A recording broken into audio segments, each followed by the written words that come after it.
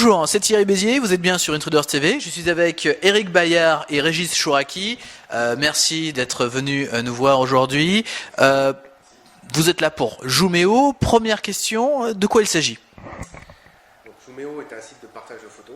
Donc partage de photos, on va dire communautaire privé. C'est-à-dire que les personnes qui s'inscrivent sur Jouméo vont pouvoir partager des photos dans un cercle privatif, la famille, les amis, en toute confidentialité et avec des règles de sécurité, des droits de téléchargement très spécifiques. Alors, qu'est-ce qui fait la particularité de Jouméo aujourd'hui? Pourquoi est-ce que moi, qui suis peut-être possesseur d'un appareil photo numérique, qui fait des photos pour mes loisirs ou autres, pourquoi est-ce que j'irai sur Jouméo? Déjà d'une part pour partager les photos, parce qu'une photo, quand on la fait en général, on souhaite la partager avec quelqu'un, sinon ça ne présente pas forcément un intérêt de faire une photo. La deuxième, c'est parce que lorsqu'on la positionne sur Jouméo, enfin lorsqu'on la télécharge sur Jouméo, elle est conservée à vie. C'est-à-dire que tout ce que vous allez publier sur Jouméo, si vous ne décidez pas de l'effacer, non seulement on le gardera en définition d'origine, en haute définition à vie, mais vous y aurez toujours accès. Et vous pourrez continuer à les partager à vie, sans être abonné. En toute sécurité. Alors, en tant qu'utilisateur gratuit enregistré, j'ai le droit à quoi sur Jouméo? Vous avez droit à 150 mégas de droits de publication mensuels, ce qui fait jusqu'à 1,8 giga par an, c'est gratuit. Vous avez le droit de publier des photos dans différentes définitions, jusqu'à 10 mégas. Et puis, vous avez le droit de le partager avec autant de contacts que l'on veut. Vous avez le droit de créer autant de collections, d'albums que vous désirez. Et gérer autant de hubs que vous voulez. Évidemment, tout de suite, on fait des raccourcis, et on vous l'a fait tout le temps certainement, on serait facile de vous comparer avec Flickr par exemple. Alors, est-ce que c'est une bonne comparaison ou est-ce que non, vous êtes totalement différents? On est totalement différents, voilà. On est très différents. Flickr, l'intérêt de Flickr, c'est effectivement de pouvoir montrer son travail. Donc c'est de pouvoir bénéficier du flux de trafic qui se retrouve sur Flickr. C'est pas du tout l'esprit premier de Jouméo, puisque c'est un partage privatif. Alors effectivement, le produit évolue et on va permettre aux utilisateurs demain de pouvoir créer des galeries qui pourront être publiques avec des thèmes particuliers, sachant qu'un utilisateur pourra créer autant de galeries qu'il le souhaite. Mais en revanche, le socle de base, c'est quand même du partage privatif. C'est la première chose. Après, la deuxième caractéristique qui nous éloigne vraiment de Flickr, c'est sur cette gestion de la communauté, c'est-à-dire que lorsque je vais sur mon espace Jouméo, j'accède non seulement à mes photos, mais j'accède à celles que mes amis, ma famille, mes collègues m'ont partagées directement depuis mon espace. Et uniquement eux, c'est-à-dire que contrairement à d'autres sites, pour en connaître d'autres, où on se retrouve avec les photos des amis, chez nous, on donne un droit qui correspond à une collection. Ce droit permet de voir des photos. Ce droit peut être aussi d'en télécharger, voire d'en poser sur la collection de quelqu'un. Mais on ne peut pas voir des photos si on n'en a pas le droit. Donc si je viens sur Jouméo et que je cherche des photos, j'en trouverai pas. Tout à fait. Vous n'êtes vraiment pas une plateforme de partage de photos? Si, mais aujourd'hui, partage privatif. Alors, aujourd'hui, le seul moyen de pouvoir voir des photos lorsqu'on n'est pas invité sur Jouméo, c'est quand un utilisateur publie un diaporama. Donc ça peut être effectivement quelqu'un qui souhaite mettre des photos à la disposition du public. On a aussi par exemple des quotidiens, des magazines qui s'appuient sur la plateforme Jouméo pour diffuser des diaporamas dans leur blog ou dans leur site web. Notamment par exemple le journal Ouest France publie beaucoup de diaporamas photos en s'appuyant sur la plateforme Jouméo. Demain, on aura la possibilité d'en voir sur les espaces, les galeries qui seront rendues publiques par les utilisateurs, mais aujourd'hui, effectivement, il n'y a pas, comme sur Flickr, un moteur de recherche. Alors justement, pour aller dans ce sens-là, on a beaucoup d'utilisateurs qui aiment la photo parce que nous, on va faire du partage de photos, privatif, sécurisé. On a aussi une brique qui convient aux gens qui aiment la photo, pas uniquement le grand public, mais qui aiment la photo, qui fait une gestion de photothèque. Et on se retrouve avec des gens qui vont publier quelques photos sur Flickr pour qu'ils puissent les mettre en Creative Commons pour qu'elles soient accessibles à tout le monde, pour pouvoir les partager ou montrer leur travail, alors qu'en fait, elles vont gérer la totalité de leur bibliothèque graphique, toute leur photothèque avec Jouméo, qui vont avoir un travail de professionnels ou d'amateurs, de partage de grosses quantités de photos, très sécurisé avec Jouméo. Alors pourquoi pas créer avec l'API de Flickr la possibilité d'envoyer ses photos de Jouméo ou autre Ce serait intéressant ça ou pas? On a une API déjà qui est basée sur Jouméo, qui permet entre autres, typiquement, on est en train de finaliser une application, un portage iPhone, iPod Touch de Jouméo, qui va s'appeler Jouméo, qui s'appuie sur notre API, qui va dans un premier temps permettre de consulter ces photos depuis depuis une application native iPhone, puis demain d'en publier. Cette appli nous permet aussi de créer des connecteurs vers des logiciels de photos comme Lightroom, comme Aperture, pour pouvoir publier directement des photos. Et cette appli est publique, donc on a aussi la communauté des développeurs qui peuvent développer des connecteurs avec Facebook, avec Flickr, avec d'autres sites communautaires ou de partage. L'idée, c'est de pouvoir effectivement apporter de l'interopérabilité entre Jouméo et d'autres sites. Alors nous, on va en développer, on va continuer à en développer, mais d'autres développeurs peuvent en développer aussi. Il n'y a pas de... Aujourd'hui, Jouméo, c'est quoi en chiffres, à peu près? C'est environ, alors il y en a un peu moins de 100 000 utilisateurs uniques, c'est-à-dire des gens qui utilisent Jouméo pour venir voir des photos qu'on leur a partagées ou qu'ils partagent. C'est à peu près 30 000 inscrits. Donc inscrits, ce sont des gens qui ont un compte Jouméo avec des photos dessus, qu'ils partagent, qu'ils regardent ou qu'ils impriment, puisqu'on a un service de tirage photo destiné aux utilisateurs. Et puis à peu près un peu plus de 1000 abonnés sont des gens qui ont payé pour pouvoir avoir des choses supplémentaires, comme par exemple poser des photos jusqu'à 100 mégas, ne pas être limité sur la quantité de stockage, disposer de formats de fichiers supérieurs, comme par exemple le TIFF ou le RAW. Utile pour les photographes. Très utile pour les photographes, effectivement. Donc on va pouvoir aller plus loin en étant abonné. Et puis justement, puisqu'on parle d'abonnement, va arriver d'ici quelques semaines maintenant un système d'achat de droits de publication, parce que pour l'instant, quand vous êtes abonné pour avoir un droit de publication de 500 mégas par mois, de 1 giga par mois ou en illimité.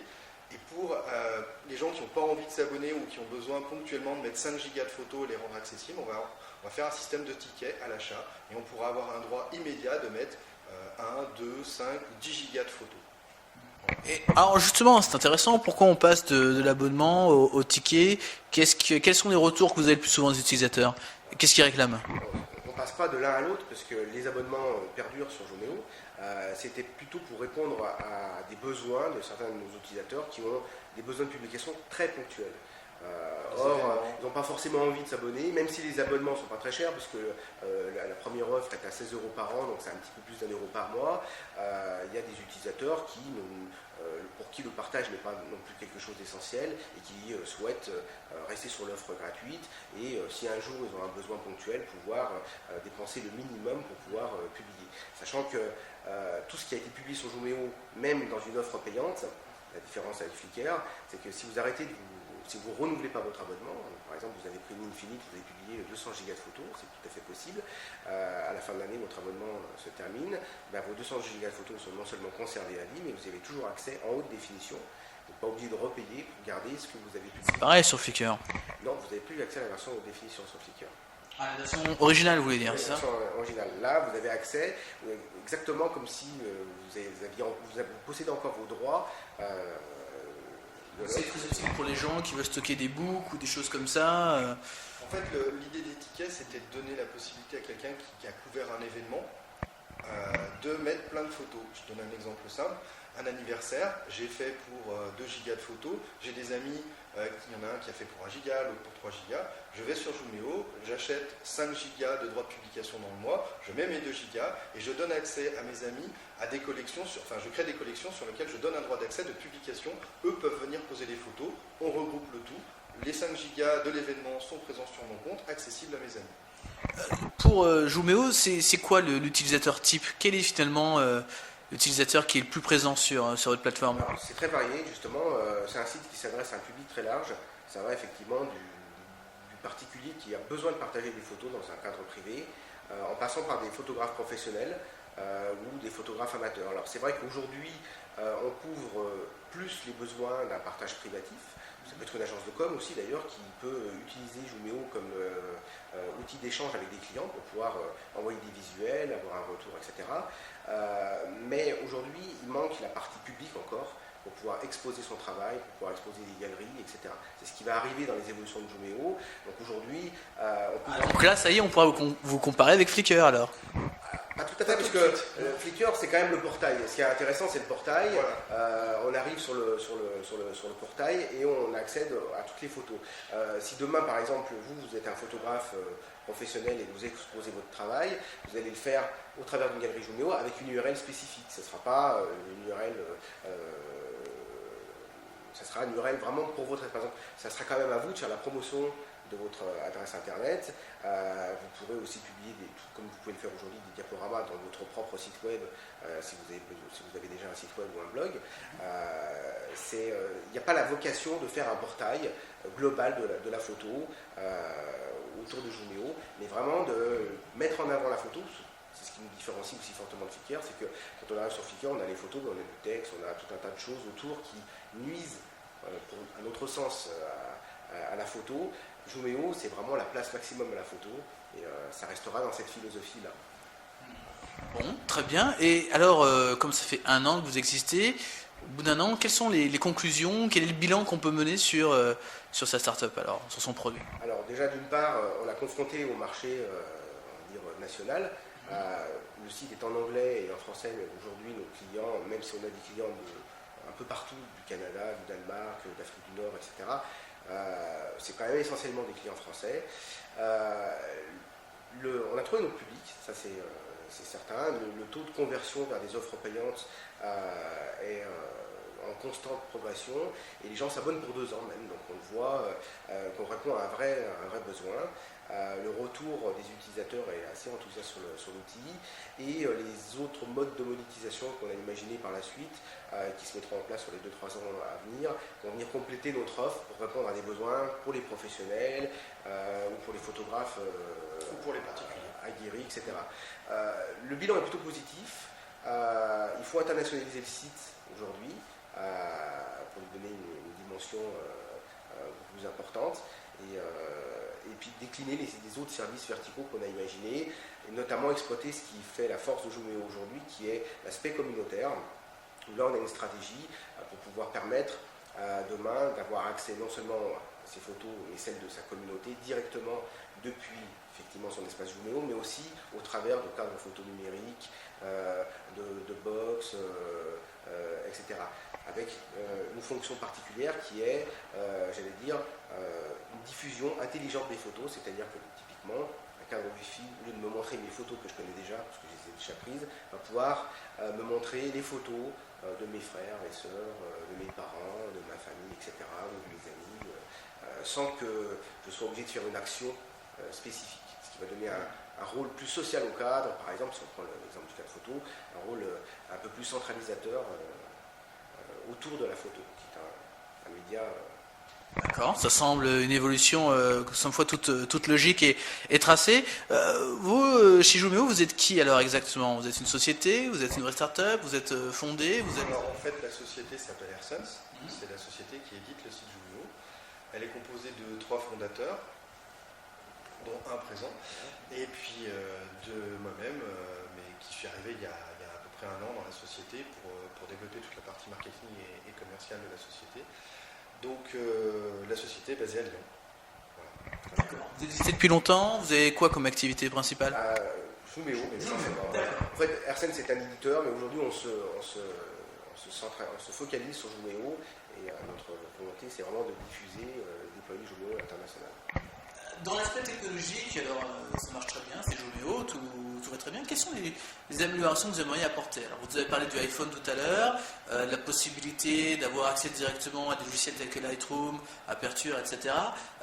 Qu'est-ce que vous aimeriez faire de plus encore? Eh bien, d'abord, des choses qui sont prévues. Voilà, il y a plein de choses qui sont prévues, et puis pour le dire, parce qu'on a un blog et un forum, on est très à l'écoute des besoins de tous nos utilisateurs. Ce qui fait qu'on travaille sur des choses qui ne sont pas toujours très visibles, mais on travaille énormément sur l'ergonomie.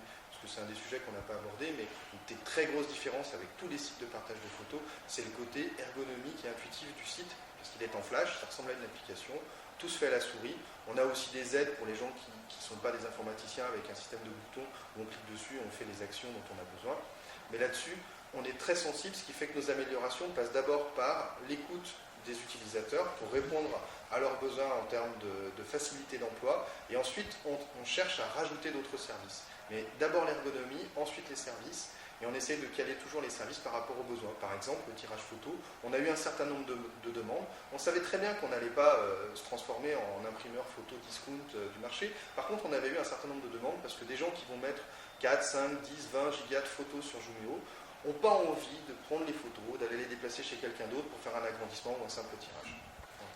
pour répondre aussi à ta question, en termes d'évolution technologique, aujourd'hui, effectivement, au travers de l'API, on va créer un certain nombre de connecteurs. On va faire une version Adobe Air aussi de Jumeo qui permettra de pouvoir consulter ces photos hors ligne et de pouvoir synchroniser lorsqu'on se reconnectera. Il y a un certain nombre d'évolutions effectivement qui sont prévues autour de l'API de Jumeo et surtout, ce que disait Régis, sur la déclinaison de services à valeur ajoutée pour certains de nos utilisateurs, enfin pour certaines tranches de nos utilisateurs qui vont arriver. Régis, Eric, merci beaucoup pour toutes ces précisions et puis bon courage pour la suite. On se revoit dans un an alors, c'est ça? On a pris Exactement, pas de problème.